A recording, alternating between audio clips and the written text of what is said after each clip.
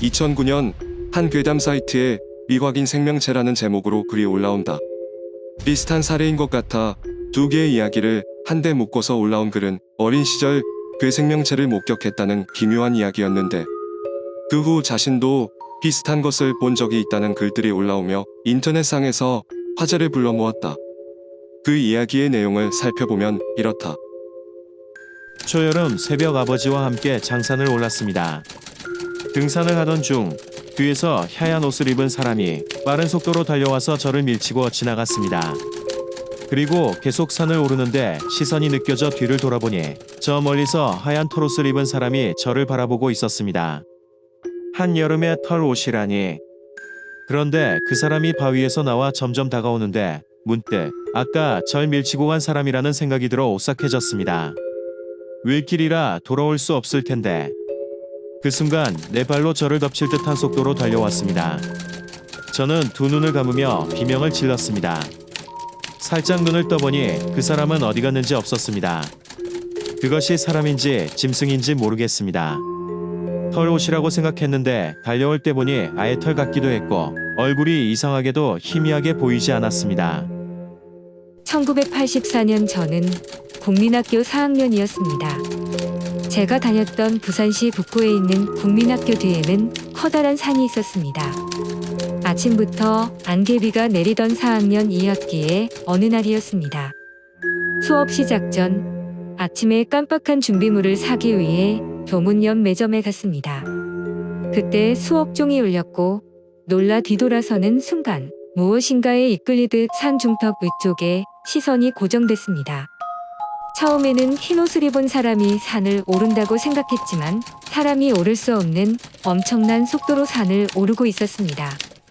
더 이상한 것은 산마루에 안개가 서려있는 흐린 시야 속에서 그 인물체는 신기할 정도로 선명하게 보였습니다. 멍하니 쳐다보고 있는데 자세히 보니 그 흰 물체는 두 발로 오르는 게 아니라 기어서 올라가고 있었습니다. 다시 설명하자면 그것은 머리끝부터 발끝까지 하얀색이었는데 옷이 아니라 왠지 털들이 휘날리는 것처럼 보였습니다. 그리고 네 발로 산을 오르고 있었습니다. 그리고 사람들은 놀라워하며 이 글의 댓글에서도 목격담이 이어졌다. 저도 1999년 20대 초반에 비슷한 걸 본 적이 있습니다. 시골길을 운전 중이었는데 밭 건너편 산 쪽에 무언가 하얀 것이 빠른 속도로 지나가고 있더군요. 처음엔 웬 한복을 입은 할아버지가 산을 뛰어 올라가는 줄 알았습니다. 그런데 속도가 너무 빠르다 싶어 차를 세워놓고 보니 사각형에 가까운 하얀색의 몸이 이 글을 쓰신 분들이 묘사한 것과 거의 비슷한 무엇인가가 날아가듯 뛰어 올라가고 있었습니다. 그것도 두 마리가요. 도저히 인간의 속도가 아니었고 산짐승의 속도라기에도 너무 빨랐습니다. 그 물체들이 산을 사선으로 가로질러 산 너머로 사라질 때까지 그저 멍하니 바라보고 있었습니다. 그걸 본 곳은 부산은 아니고 전라도와 경상도의 경계였어요. 제가 사는 아파트 바로 뒤에 장산이 있어요. 전 본 적이 없는데 몇 년 전 새해에 사촌들이 다 모여서 저희 집에서 잤는데요. 베란다가 다 창이라서 밖이 훤히 보여요. 그날 새벽 사촌 언니가 거실에서 자다가 일어나서 이상한 거 봤다고 너네 집 뒷산에 구미호 산다고 얘기했던 기억이 나네요. 그때 언니가 본 게 흰색 털 옷 같은 걸 입은 뭔가가 네 발로 산 중턱에서 기어 올라가고 있었는데 속도가 빨라서 금방 사라져 버렸다네요. 해운대 재송동의 뒷산 역시 본문글의 장산입니다. 산이 좀 크죠. 복진 때 하얗고 서린 같은 놈을 단 한 번 본 적이 있습니다. 나무가 없는 곳에 서성거리다가 어디론가 쏜살같이 가던데 눈 깜짝할 사이 사라지더군요. 네 발로 뛰었지만 제 눈에는 사람같이 생겼습니다. 저희 아버지는 1981년, 82년경에 1군단 사령부 경비단에 근무하셨었습니다. 하루는 근무를 서시는데 딱 저렇게 생긴 게 돌아다니길래 저게 뭔가 하고 보셨었는데 잠깐 고참이 불러서 고개를 돌린 10초도 안 되는 사이에 증발한 것처럼 사라졌다고 하더라고요. 처음에는 삽살개인 줄 알았는데 그게 기어다니면서 키키키키 소리를 내더랍니다. 그게 뭔지 아버지는 지금도 모르십니다. 그리고 다른 사이트에서도 많은 목격담들이 올라오며 부산광역시 장산이다. 소백산맥 일대에서 자주 목격된다고 해 장산범이라고 불리게 된다. 이렇게 많은 사람들에게 목격된 그 생명체. 지금까지 나온 목격담과 이야기를 토대로 장산범의 생김새와 특징을 자세히 묘사하면 다음과 같다. 온몸을 하얀색의 긴 털이 덮고 있어 삽살개처럼 얼굴이 없는 것 같이 보이기도 한다. 그 털이 마치 여성의 머릿결처럼 부드럽고 긴 생머리 같아서 얼핏 보면 사람으로 인식된다고 한다. 얼굴은 일그러진 듯한 인간의 얼굴에 여러 동물을 섞어 놓은 것 같은 흉측한 모습이다.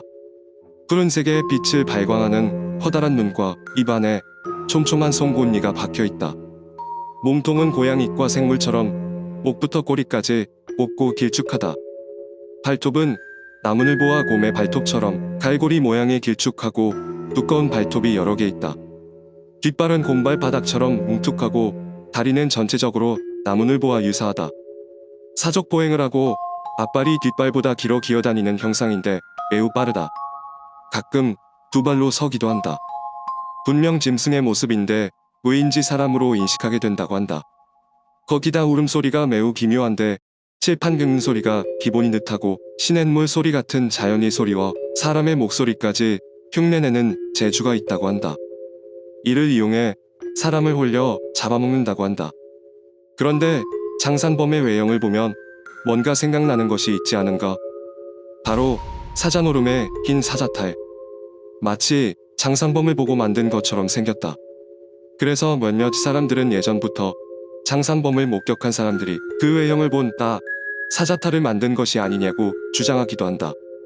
하지만 사자탈은 말 그대로 사자를 표현한 것이다. 삼국시대 때 들어온 사자춤은 산예를 본따 만들었다고 하는데 여기서 산예는 사자를 뜻한다. 사자를 본 적이 없는 고대 한반도의 주민들이 인도나 중국 서부에서 유입된 불교 서적과 회화를 통해 그 모습을 상상하면서 만들어진 것이다. 한 번도 본 적 없는 사자를 상상해서 만들었다 보니 사자와 매우 동떨어진 모습이 됐다고는 하나 말 그대로 사자라서 장산범과는 아무런 관련이 없다. 하지만 너무나도 비슷한 모습의 사자탈을 보고 장산범 이야기를 지어낸 것이 아닌가 하는 생각이 들 정도이다. 또는 장산범을 목격한 옛사람들이 장산범과 비슷하게 만들었는지도 모를 일이다.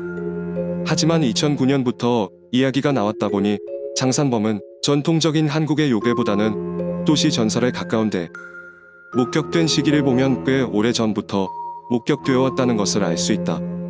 사실 인터넷상의 익명으로 글을 올리는 것이다 보니 사실 여부는 확인할 수 없다. 하지만 장산범으로 화제가 되기 전부터 장산 인근에서 호랑이를 목격했다는 신고가 3건 정도 있었는데 다음은 1992년 기사이다. 부산시 해운대구 우이동 장산 유격훈련장 부근 숲속에서 호랑이가 나타났다는 신고가 9일 새벽 경찰에 접수돼 무장 경찰관들이 수색에 나서는 등 법석을 떨었는데 연합통신보도에 따르면 군 급식 납품업자인 정종성 씨는 일행 4명이 8일 밤 부근을 지나다 숲속에서 놀고 있는 길이 2m가량의 호랑이와 새끼 호랑이 2마리를 봤다고 부산 남부 경찰서에 신고, 경찰이 출동했다는 것. 경찰은 이날 오전 6시부터 현장을 수색한 결과 동물 털과 뼈, 발자국 등을 찾아냈으나 정작 호랑이는 발견하지 못했는데 최근 장산 일대에는 호랑이를 목격했다는 소문이 주민들 사이에 파다하다고. 유독 장산에서 이런 목격담이 많은 것을 보면 장산에 호랑이 크기의 생명체가 있기는 했던 것 같다. 하지만 한반도의 호랑이는 1920년대 이후 사라졌는데 그들이 본 것은 과연 무엇이었을까? 그리고 아주 예전부터 장산범 말고 그 생명체를 부르는 다른 이름이 있었을 것이라는 주장도 있다. 지금은 거의 사용되지 않는 말 중 새끼 호랑이를 일컫는 개오주라는 단어가 있는데 여러 방언들로는 개오자, 개오제비, 개오지, 갈가지, 개갈가지, 납닥바리 등등으로 불린다. 호랑이 새끼 말고도 삭, 표범, 스라소니 등 호랑이보다는 작은 고양이과 맹수들을 부를 때 썼다고도 한다. 그러나 몇몇 어르신들이나 낚시꾼들 중에서는 호랑이 표범, 삭이 아닌 정체불명의 다른 짐승으로 기억하는 사람도 있는데 개오주, 개를 좋아하는 주인 뜻대로 개를 많이 잡아먹는다는 짐승이다. 개오주가 나타나면 개들이 겁에 질려 짖고 낑낑대는 등 안절부절 못하는 모습을 보인다고 한다. 그래서 다음날 아침에 보면 개가 놀라서 죽어있는 경우도 있었다고 한다.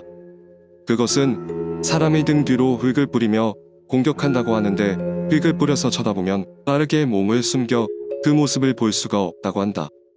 그래서 개호주를 스라손이라고 주장하는 사람들이 많지만 개들이 무서워할 정도면 최소한 표범 이상이어야 한다는 말도 있다. 그래서 혹자들은 예전부터 개호주라고 불리던 짐승이 혹시 장산범이 아니냐 하지만 개호주의 특징이 고양이과 맹수들을 뭉뚱그려 부르던 이름이기 때문에 애매한 부분이 많다. 그리고 개를 잘 잡아먹는다는 것과 흙을 뿌리는 습성 등 곧바로 장산범이 떠오르는 특징은 아닌데 장산범도 출현 시 개들이 짖고 흙을 던졌다는 목격담이 몇 있기는 하나 개호주의 정확한 생김새를 본 사람이 없어 같은 생명체라고 하기에는 애매한 부분이 있는 것도 사실이다. 그런가 하면 더 예전으로 거슬러 올라가 조선왕조실록에도 장산범이라고 의심될 만한 기록들이 있는데 1747년 11월 5일 평안도에 괴수가 있었는데 앞발은 호랑이 발톱이고 뒷발은 곰 발바닥이며 머리는 말과 같고 코는 산돼지 같으며 털은 사냥 같은데 능히 사람을 물었다. 병사가 발포에 잡아서 가죽을 올려 보내왔다. 임금이 여러 신하들에게 물으니 누구는 얼룩말이라고 했고 누구는 맥이라고 하였다. 본문에 한자효라고 적혀있는 얼룩말은 아프리카에 사는 얼룩말 지브라가 아닌 얼룩덜룩한 털을 가진 말을 뜻하며 실록에서 맥은 우리가 아는 테이퍼라 불리는 맥이 아니라 전통적으로 내려오는 신비의 동물을 의미한다고 한다. 실록에서 묘사하는 괴수의 생김새가 장산범과 많이 닮아 있다는 사실을 알 수 있다. 평안도에서 목격되어 영조에게 가죽까지 올려진 그 괴수는 장산범이었을까? 하지만 실록에 있는 괴 생명체에 대한 이야기는 이것뿐만이 아니다.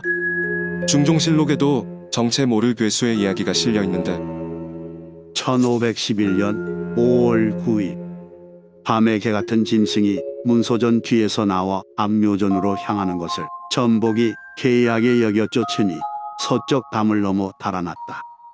명하여 몰아서 찾게 하였으나 얻지 못하였다. 사신은 논한다.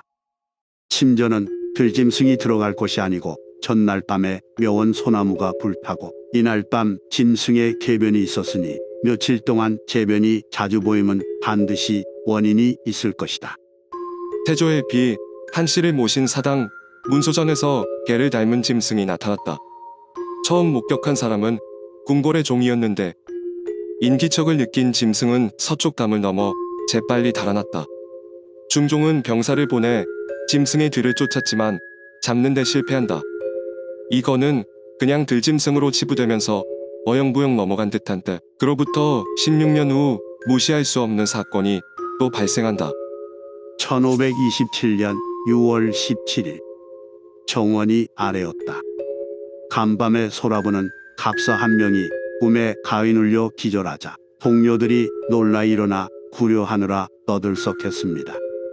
그래서 제군이 일어나서 보았는데 생기기는 삽살개 같고 크기는 망아지 같은 것이 취라치방에서 나와 서명문으로 향해 달아났습니다. 그리고 서서히 부장의 첩보에도 군사들이 또한 그것을 보았는데 충찬이청 모퉁이에서 큰 소리를 내며 서소위를 향하여 달려왔으므로 모두들 놀라 고함을 질렀다. 취라치 방에는 비린내가 풍기고 있었다. 했습니다. 이것은 바로 개탄한 일인이 취신할 것이 못됩니다.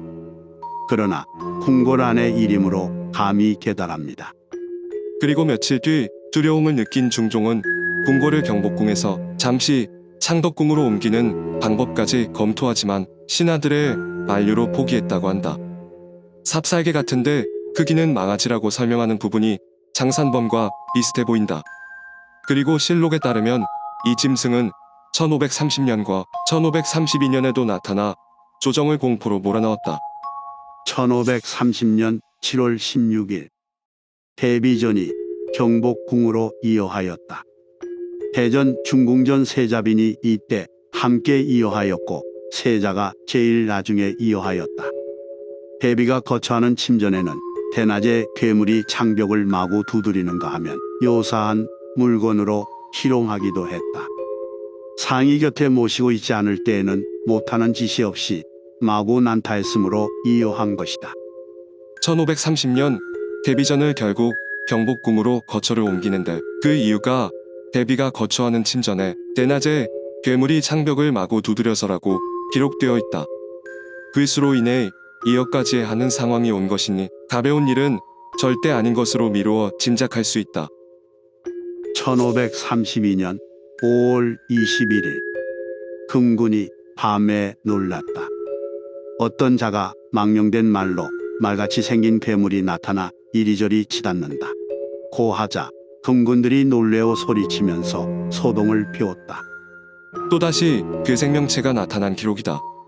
금군은 궁궐을 지키던 국왕의 친위군인데 말과 같이 생긴 괴물을 보고 금군들이 소란을 떨었다고 한다. 그리고 중종실록에서는 이 기록을 끝으로 더 이상 괴수가 등장하지 않는다. 하지만 인종 때 다시 나타나는데 1545년 7월 2일 경성에 밤에 소동이 있었다.